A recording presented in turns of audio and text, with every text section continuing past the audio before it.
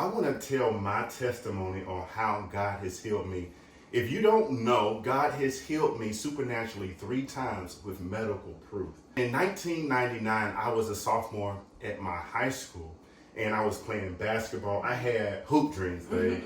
Baller. I was a baller, right? I had aspirations to go pro. And I was on the court, and on one of these days, I was on the court. And then I go into the weight room and do squats, and something wasn't right. So I went home and I was walking in the house, and when I entered into the kitchen, my knee popped, right? And I fell right to the ground.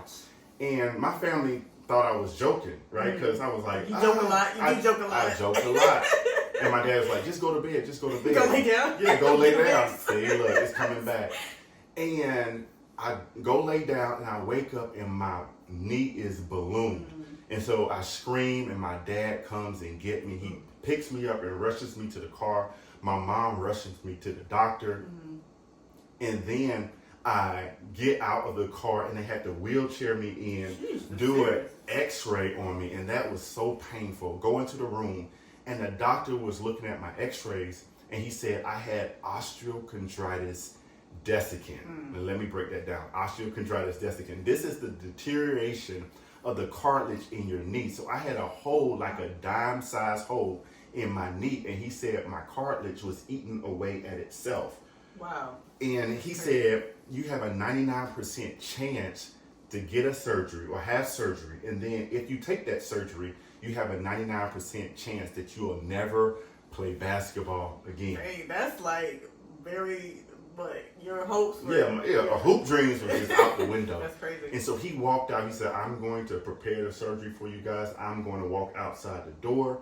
And I looked at my mom. Now, my mom is very stoic. And she had a tear come down her eyes. And I said, I have never seen my mom cry my whole life because she doesn't.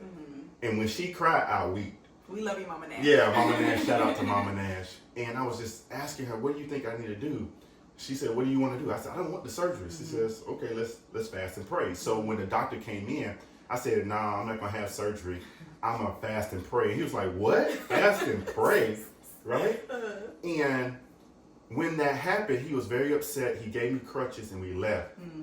So for the next 8.5 weeks, I fasted and prayed at my high school at lunchtime. People were coming up to me and asking me, what are you doing? I said, I'm fasting and praying for my healing. And he was like, why are you doing that? Now, mind you, I go to a Christian school. Come on, bro. That's great. Y'all should know what. Yeah. I said, pray, you should be doing it. Yeah. And so I go back to the doctor. They inject me with that fluid so they can see around the knee. About an hour into this office, and the doctor comes in, very stoic as well. He turns on the light. He puts on the x-ray on the wall, and he looks at me. He says, Damien, I was very pessimistic when you told me you didn't want surgery. I don't know what you did. I don't want to know what you did. And I stopped him and I said, I fasted and prayed. And he says, I don't want to hear it. I was like, bro, like, it's my story. Yeah. And he said, look, and he pointed at the x-ray and said, there is no hole. This situation has now caused me to be optimistic. And he just talked a little bit and said, I need some PT because, babe, I had a girl leg. Like, my leg was skinny, man. It was so that is skinny. So funny. Yeah. But God healed me. Completely set apart together.